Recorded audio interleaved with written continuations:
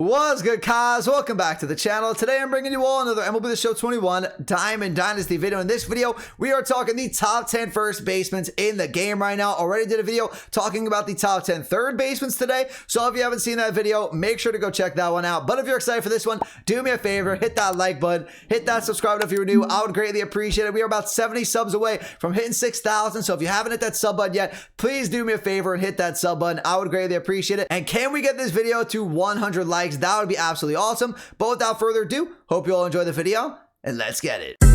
Minika, watch me on Twitch, ooh, I'm streaming. I'm on YouTube, subscribe to the channel, red button beaming. Let's get that sub count, take over YouTube, ooh, we teaming.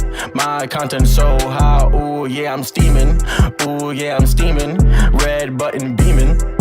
Okay, everyone, I'm here back on MLB The Show 21 Diamond Dynasty, and today we're going to be talking the top 10 first basemen in the game. And normally in my rankings list, I will be doing primary positions only, but for this list, one card I will be including that is not a primary first baseman may wind up being the best first baseman in the game, and that is 99 overall Babe Ruth. I think he's a primary right fielder, not a primary first baseman, but everyone is going to be using that Babe Ruth card at first base. I've seen no one put him in the outfield. When I pick him up, I'll be using him at first base, so we're going to include him on this list. But like my other rankings list, though, these are going to be just my opinion. So if you agree or disagree with me, that is completely okay. But let's get into it. At number 10 to get us started is the 99 overall Miguel Cabrera. And I want to say this at the beginning of the list. Every single card on this list absolutely mashes at the plate. Every single card on this list you can easily use as your primary first baseman and be completely fine. So we're going to get a little nitpicky here when it comes to who is going to be the best first base in the game. And I like this Miguel Cabrera. He has great contact against both sides.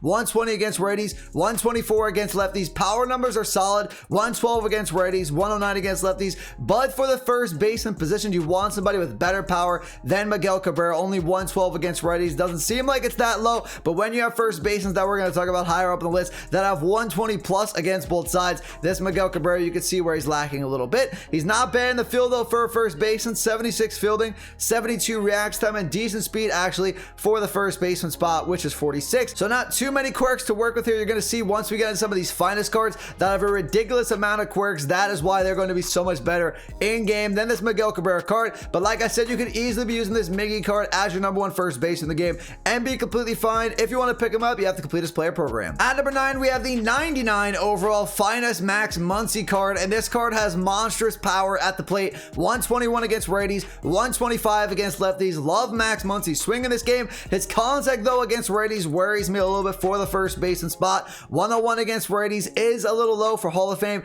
and Legend at this point in the year because a lot of pitchers have max per 9 stats, and a lot of first basemen that we're going to talk about higher up on the list will have solid contact against both sides. That's what's going to hold Max Muncy from being higher up on the list. But if you're playing on all-star or lower difficulties, that 101 contact against righties will get the job done, so he can't be higher up on your list. But because I play on Hall of Fame and Legend for the most part, he's going to be a little lower on my list. Really solid defensively though at the first baseman spot. 95 fielding, 99 reaction time, because they're not going to be throwing the ball in the infield too much. Maybe once in a while they have to make a throw to second base or home plate to make a play, but for the most part the arm won't matter too much. And he actually has solid speed for the first baseman spot. 60 speed, comes with 8 quirks, so not one of the finest cards with a ridiculous amount of quirks that we're going to talk about, but a solid all-around card. Max Muncy here at number 9. If you want to pick him up, he's in the NL West Team Affinity Season 5. At number 8, we have the 99 overall Frank Schwindel, and contact on higher difficulties is not going to be a problem with this Frank Schwindel card. 124 contact against righties, 123 against lefties.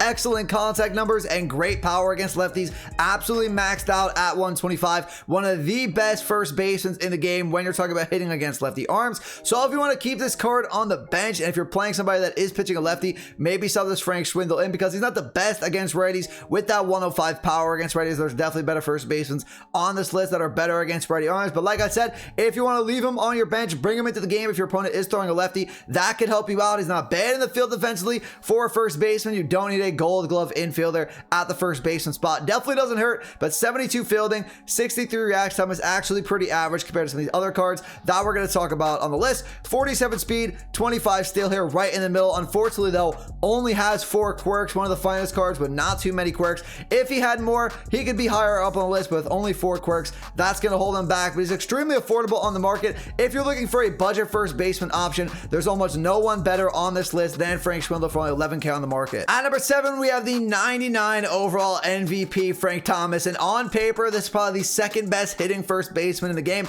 behind Babe Ruth, but in game, because of his size, he is 6'5", a little too big for my liking. Very big strike zone, little bit of a slow swing. Not the biggest fan of Frank Thomas in game. That's my personal opinion. Like I said, if you're going off the stats, he's probably a top 3 first base in the game, because when you get this card to parallel 5, he has 125 contact and power against both sides. That is ridiculous. Not the best fielder, but honestly, in all the games I've used Frank Thomas, he hasn't been a problem in the field. 51 speed, also pretty solid for the first baseman spot. If this card was smaller, has a better swing, he'd be higher up on the list for me. His quirks only 6, so not a lot of quirks for Frank Thomas. If you want to pick him up though, definitely a solid first baseman. He's in the Aero Central Team Affinity Season 4. At number 6, we have the 99 overall Paul Goldschmidt. I did not think this card was that good until I actually used him and looked in depth into this card, because on paper, his stats don't really wow me. For a first baseman, great hitting stats against lefties, 125 contact against lefties, 117 power against lefties, so that's really, really good. But the hitting splits against righties, not the best compared to some of the other first basemen that we've talked about and we'll talk about for the remainder of the list. 109 contact against righties and 106 power against righties, but he is really solid in the field, has that 88 fielding, 94 reaction time, and decent speed and steal for a first baseman. 48 speed, 69 steal. But the reason why this card is so good is because he has 14 quirks that are used in game. You have to take a look at all these quirks. He has a lot for fielding, has a lot for hitting. This Paul Goldschmidt, because of the quirks, is really good and is way better than the stats would actually say. Definitely recommend giving this card a try, especially if you're looking to platoon a lefty and a righty first baseman bat on your bench. Definitely look into this Paul Goldschmidt. If you want to pick him up, he's in the NL Central Team Affinity Season 5. Before I get into my top 5 first basemen in the game right now, if you're enjoying the video and you're finding it useful, do me a favor, hit that like button, hit that subscribe button if you're new. I would greatly appreciate it. In the comments down below, let me know what did you not agree with so far, what have you agree with, but let's get back into it. At number 5, to get my top 5 started, we have the 99 overall All-Star Game Vladimir Guerrero Jr. card,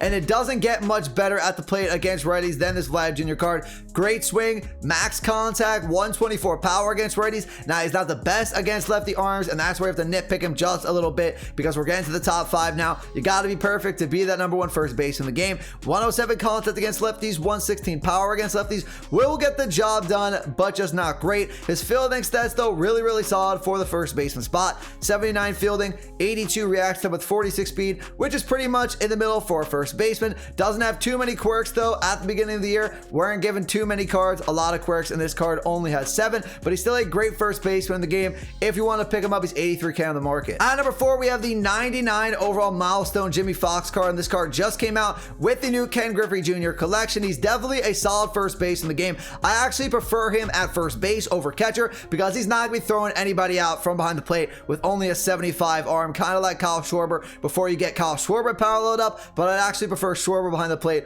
over this Jimmy Foxx card. But when it comes to him actually playing first base, I really, really like him. Defense isn't bad. He's great at the plate. 124 contact against righties, 125 against lefties. Great power numbers against both sides as well. 122 power against righties, 119 against lefties. Good vision, great discipline, great clutchness, really good swing from Jimmy Foxx as well. And one of the faster first basemen with 65 speed. Unfortunately, only 6 quirks. Wish they gave him more quirks this late into the year, but what are you going to do? Still a great card. Like I said, if you want to pick him up, go check out the Ken Griffey Jr. collection. At number 3, we have the 99 overall finest Freddie Freeman card, and on paper, this card does not wow you. I will tell you that right now. I definitely underrated Freddie Freeman when I looked at all the TA5 cards, because once I used this card in game, I had no idea that this card has 17 quirks. That is the most quirks I have seen on a card this year. I have to check out some other positions when I'm doing my rankings list, but so far, this Freddie Freeman has 17 quirks. That is unbelievable. So many quirks at the plate,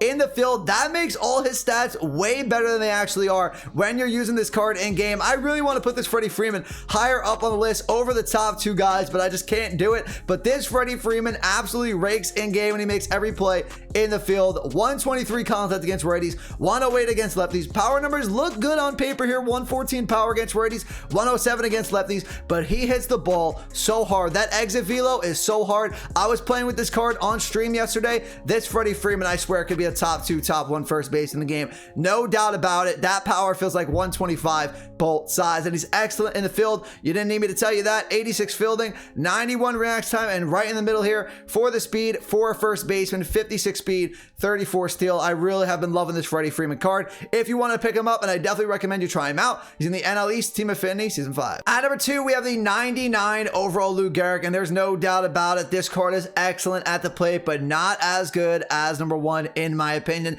A lefty bat that crushes righties, great swing, 125 contact and power against righties. Can't get better than that. 123 contact against lefties, 115 power against lefties. Really solid as well. Great vision, discipline, clutchness. This card checks all the boxes at the plate. Fielding stats not bad also for a first baseman. 80 fielding, 77 react time, and decent speed for a first baseman at 58 speed. Stinks though, he only has 6 quirks. That's why I wanted to put Freddie Freeman over this Lou Gehrig, but I didn't do it because Lou Gehrig does have great hitting stats, way better than Freddie Freeman's on paper. But with the quirks in game, Freddie Freeman might be better. Stinks a little bit that this Lou Gehrig does not have any secondary positions, because if you do have number 1, you're probably not using this Lou Gehrig anymore. But if you want to pick him up, he's $250K on the market. And last but certainly not least, you guys all knew who number 1 was going to be. I am sure the number 1 first baseman in the game is the 99 overall Babe Ruth. You can't get better at the plate than this Babe Ruth card. 125 contact and power against both sides. Doesn't get better than that. 100 plus vision, maxed out discipline at 125, and maxed out clutchness at 125. Also not horrible in the field for a first baseman. 75 fielding, 67 react time. Get this card a parallel 5. That is 80 fielding, which is nice, and 72 react time. Also pretty fast for a first baseman. 64 speed, 44 steal. Only 8 quirks, but that's not horrible, just not great. And with the hitting stats as they are right now, and as he plays in game, the quirks won't add too much to this Babe Ruth card that we wouldn't already have, because this Babe Ruth card is absolutely unreal. In my opinion, the best first baseman in the game, and that is why he's so expensive right now for $320K on the market, or you can get him in the 9th inning program. Okay, everyone, that's gonna do it for the video today. My top 10 first base in the game. If you enjoyed the video and you found it useful, do me a favor, hit that like button, hit that subscribe button if you're new. I would greatly appreciate it in the comments down below. Let me know what players you think I missed on this list that should have been included, and which players on the list should be off the list. Some of the cards I can think of off the top of my head that are honorable mentions: David Ortiz, CJ Cron, Todd Helton. All those cards are excellent as well, and we're very close to making this list. If you would like to, you can follow me at my social links, which are on the screen for you all right now, including my Twitter, TikTok, Instagram, Twitch, stuff like that. But that's gonna do it for me today, everyone. I'll see you on the next video. Have a great rest of your day. Peace out.